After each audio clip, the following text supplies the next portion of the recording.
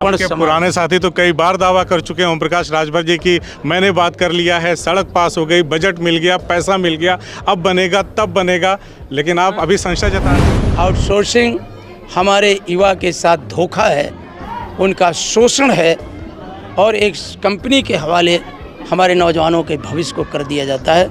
वो जब चाहते उन्हें हटा दिया जाता है। देश भर में यूरिया की कालाबाजारी हो रही है। आधी रात से ही महिलाएं पुरुष लाइन लगा करके गाँव में जहाँ पे भी समितियां हैं वहाँ जहाँ पे मिलती है खाद वगैरह, वहाँ पे लाइन लगा के खड़े हैं। खाद नहीं मिल रही है, कालाबाजारी में महंगे दामों पे मिल रही है। बार बार कहे ना ट्रम्प माई फ्रेंड, क्या मित्र का यही है कि हमारे देश पे 50% टैरिफ लगा दे? मित्र का क्या यही धर्म है? पीडीए की एकजुटता 2027 में सामाजिक न्याय के राज का स्थापना का संकल्प लिया है माननीय अखिलेश यादव जी के नेतृत्व में, और जनता का लगभग फैसला आ चुका है कि हमें पाकिस्तान का डर न पैदा करो। असल खतरा चाइना से है और चाइना हमारे भूभाग पर कब्जा कर रहा है।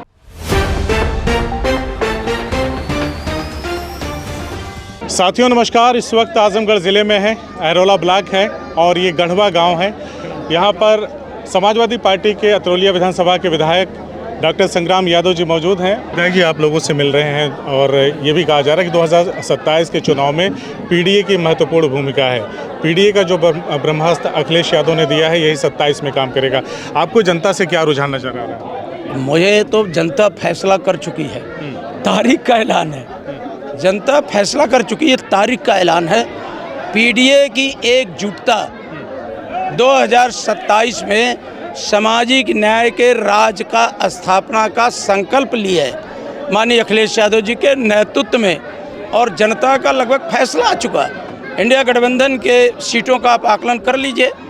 हम और इंडिया गठबंधन मिलकर जो 42 सीट पाए हैं, उनके विधानसभा वार सीटों का रुझान देख लीजिए। और एक और आपकी जानकारी में बता दूं, जो इसमें बढ़त ले लेता है वही आगे सरकार बनाता है। 2014 में बीजेपी ने बढ़त ले लिया था, हमारी सरकार तो उत्तर प्रदेश में, वो सरकार बना ली। उसके बाद भी उसने बढ़त ले लिया, सरकार बना लिया। अब की हमने बढ़त ले लिया है, अब बड़ी बढ़त ले लिया है, बीजेपी को बहुत पीछे ढकेल दिया है। यानी एक के पीछे 5 वाला गणित एकदम आप देख लीजिएगा, एकदम कन्फर्म है कि हम लोग बहुत आगे बढ़ चुके हैं। अब बीजेपी लड़खड़ा गई है। जब से टैरिफ लग गया देश पर, पूरा देश इतना कोस रहा है। पहली बार हमने देखा किस तरह से संसद से तस्वीर आई कि मोदी जी जा रहे थे और सांसद लामबंद होकर नारा लगा रहे थे कि वोट चोर गद्दी छोड़, वोट चोर गद्दी छोड़। तो जो आपने बोया वो काटेंगे। तो अब तो फैसला जनता का आ चुका है। जनता एक तरफा पीडीए की एकजुटता परिवर्तन का इतिहास लिखेगी। बेरोजगारी, महंगाई, भ्रष्टाचार के खिलाफ, मजहबी भेदभाव के खिलाफ आपस में जो लड़ा करके लोगों को कमज़ोर करने का काम कर रहे हैं, उससे जनता का दिल और दिमाग ऊब चुका है। जनता परिवर्तन के रास्ते पर चल चुकी है। विधायक जी, भारत के प्रधानमंत्री ने खुलेआम वकालत की थी, नमस्ते ट्रंप कहा था, उनका वेलकम किया था, माय फ्रेंड डोनाल्ड ट्रंप कहा था, और प्रेसिडेंसी का जब चुनाव वहाँ पे हो रहा था वहाँ भी उन्होंने शिरकत किया था। तो भारत और अमेरिका के रिश्ते बड़े मजबूत माने जाते थे और उन्हीं की बुनियाद पे कहा गया कि भारत विश्वगुरु बन गया है, दुनिया में सबसे मजबूत आज भारत की स्थिति है। लेकिन खुलेआम मंचों पे, वैश्विक मंचों पे जिस तरह से ट्रंप ने भारत को धमकाया, टैरिफ लगाया, उसके बाद जो चीन के साथ भारत की नज़दीकी बढ़ रही है, अखिलेश यादव ने उस पर चेतावनी दी है कि ये चीन हमारा कभी सगा नहीं हो सकता। इस पर आपका क्या कहना है? देखिए, बार बार जबकि अब जो मीडिया है, वो मीडिया समेत तमाम जो नेता हैं भारतीय जनता पार्टी के, वो कसीदे पढ़ने लगे हैं चाइना के। मैं आपसे कहना चाहता हूँ कि बहुत पहले हमारे नेता श्रद्धेय श्री मुलायम सिंह यादव ने देश की संसद में कहा था कि हमें पाकिस्तान का डर न पैदा करो, असल खतरा चाइना से है और चाइना हमारे भूभाग पर कब्जा कर रहा है। ये बात हमारे नेता श्रद्धेय मुलायम सिंह यादव ने कहा, और इस बात को हमारे नेता माननीय अखिलेश यादव जब संसद में गए तो उन्होंने कहा, रे जंगला से लेकर के जो सीमाओं पर, उन्होंने उस जगह को भी ट्वीट किया। और अब की बार भी उन्होंने कहा कि हम सरकार से जानना चाहते हैं कि हमारा क्षेत्रफल, हमारा भूभाग कितना उसके कब्जे में चला गया, हम जानना चाहते हैं। तो जब ये असल सवाल देश का आता है तो ये हमें उलझाते हैं। और इनसे बड़ा वाला मिल गया, इनका दोस्त इनसे बड़ा वाला मिल गया। चाइना भी हमें कच्चा देगा। इनसे बड़ा वाला मिल गया वो ट्रम्प। ये बार बार कहे ना ट्रम्प माय फ्रेंड, क्या मित्र का यही है कि हमारे देश पे 50% टैरिफ लगा दे? मित्र का क्या यही धर्म है? तो अब प्रधानमंत्री की बात पर कोई यकीन ही नहीं कर रहा है।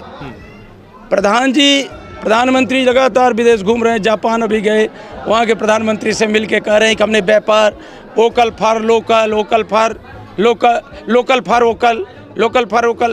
तो आखिर आप लोकल को बढ़ाने के लिए आपने कोई योजना बनाई है क्या? कुम्हारी कला को बढ़ाने के लिए आपने क्या हमारी जो काष्ठ कला थी उसको बढ़ाया है क्या? आप जो हमारे गांव के खिलौने थे बनाते थे जो हमारे लोग, उनको बढ़ाने के लिए आपने कोई योजना है?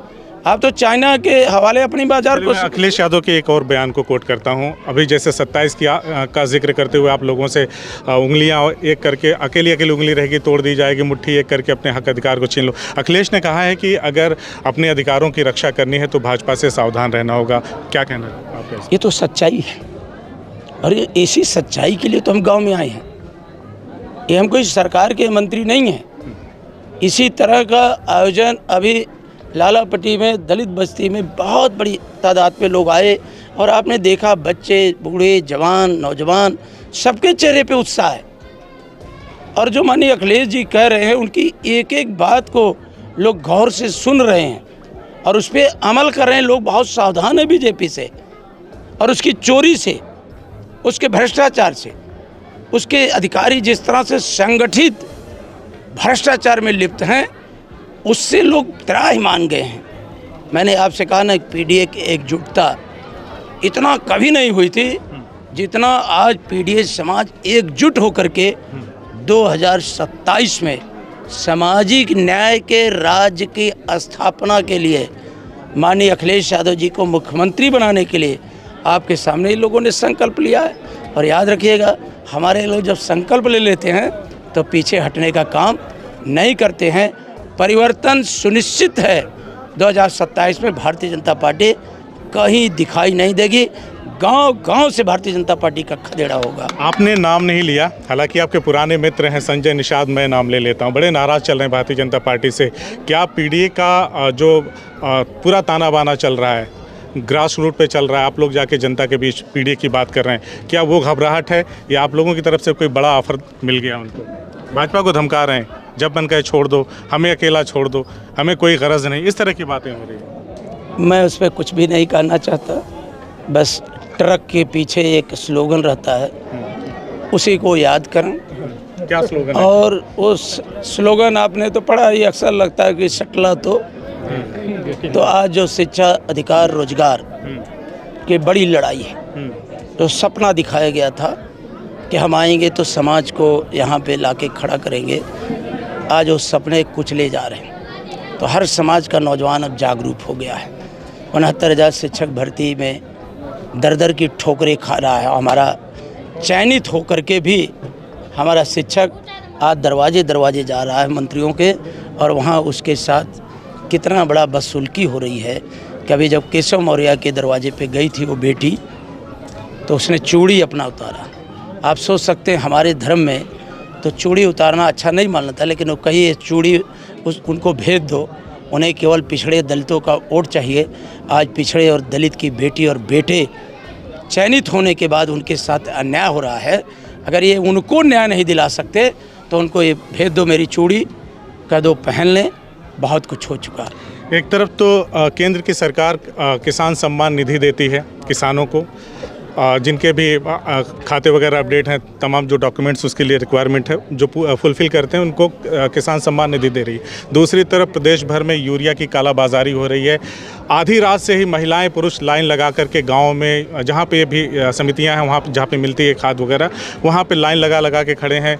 खाद नहीं मिल रही है, कालाबाजारी में महंगे दामों पर मिल रही है। इस पर क्या कहेंगे? मैंने तो आपसे बहुत पहले कह दिया, अब सरकार है ही नहीं उत्तर प्रदेश।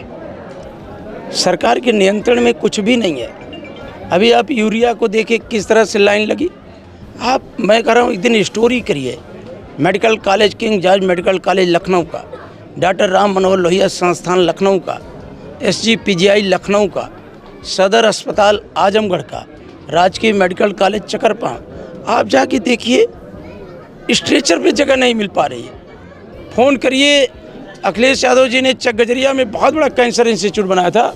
आज तक जो कैंसर की सबसे महत्वपूर्ण जांच होती है वो पेट सीटी के माध्यम से पता चलता है कि कैंसर किस स्टेज में है। आज तक वहाँ पेट सीटी की मशीन नहीं लग पाई।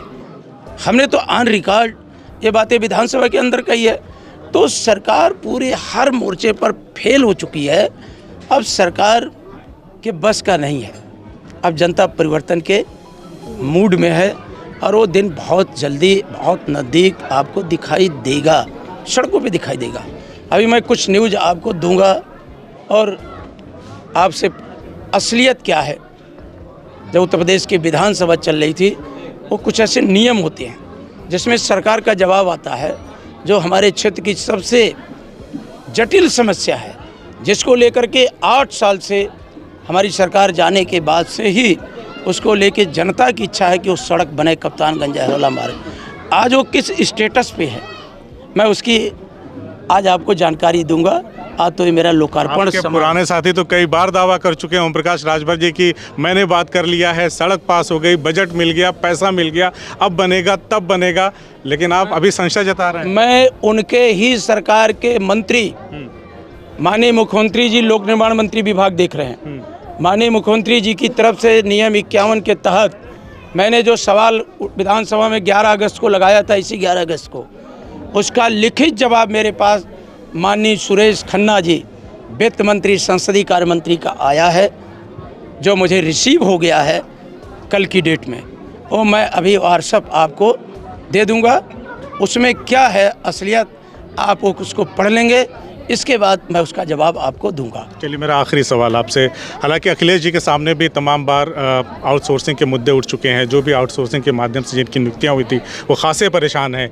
आज भी पीछे से किसी बंदे ने जो आउटसोर्सिंग से जुड़े हुए हैं, उन्होंने कहा मेरा सवाल विधायक जी से ले लीजिएगा, आखिर हमारा कल्याण कब होगा? आपने आज हर अखबारों की फ्रंट लाइन है, हर अखबारों की फ्रंट लाइन है कि आउटसोर्सिंग कॉरपोरेशन बनेगा, 20,000 से कम वेतन नहीं दिया जाएगा, 3 साल के बाद ही कंपनियां उन्हें हटाएंगी। ये सब बातें आई हैं। मैं आज अपने फेसबुक पर अपना ही भाषण शेयर किया है, अपना ही भाषण, जो आरक्षण जो नहीं था उसमें सरकार करी मैं आरक्षण दूंगा। मैं जितनी भी बात कर रहा हूं, मैं CIB न्यूज़ से अनुरोध करूंगा कि मेरा भाषण विधानसभा में, ये नहीं पब्लिक मीटिंग में नहीं, ऑन द रिकॉर्ड आज जो चल रहा है उसको लोग देख रहे हैं। मैं आपको भी वो भाषण अभी सेंड कर दूंगा, आप भी देख करके सोचिएगा। हम सब चाहते हैं कि परमानेंट नियुक्ति हो। अगर परमानेंट नियुक्ति में कोई दिक्कत है तो विभागीय संविदा हो। आउटसोर्सिंग हमारे युवा के साथ धोखा है, उनका शोषण है और एक कंपनी के हवाले हमारे नौजवानों के भविष्य को कर दिया जाता है। वो जब चाहते उन्हें हटा दिया जाता है। 112 लोगों को राजकीय मेडिकल कॉलेज चकरपानपुर में हटा दिया गया और सरकार ने कहा कि हम किसी को नहीं हटाएंगे, वो हटा दिया गया। हम लोग जगह जगह मिले लोगों से, लेकिन आज तक अभी उस पर कोई उत्तर सरकार का नहीं आ पाया है।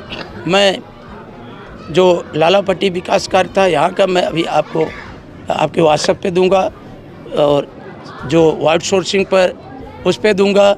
और जो सबसे जटिल मार्ग आपका है कप्तानगंज अहरोला मार्ग, किस स्तर पे है शासन में, सिकंदरपुर नरियाव मार्ग किस स्तर पे शासन पे, उसमें मेरी साइन नहीं है। उसमें इसके चुनाव के पहले अहरोला कप्तानगंज मार्ग बनने की संभावना है क्या? मैं सुरेश खन्ना जी जो संसदीय कार्य मंत्री हैं, वरिष्ठ हैं, जो वित्त मंत्री हैं, मैं उनका पत्र भी आपको दे रहा हूं। आप पढ़ करके मुझे दे देंगे तब मैं उस पर कमेंट करूंगा। चलिए, हमसे बातचीत करने के लिए बहुत बहुत आभार। धन्यवाद, बहुत धन्यवाद आपका। CIB इंडिया न्यूज की सभी खबरों को देखने के लिए लाल रंग की बटन को दबाकर चैनल को सब्सक्राइब जरूर करें, घंटी जरूर दबाएं ताकि हमारी सभी खबरों के नोटिफिकेशंस आप तक पहुंचते रहें।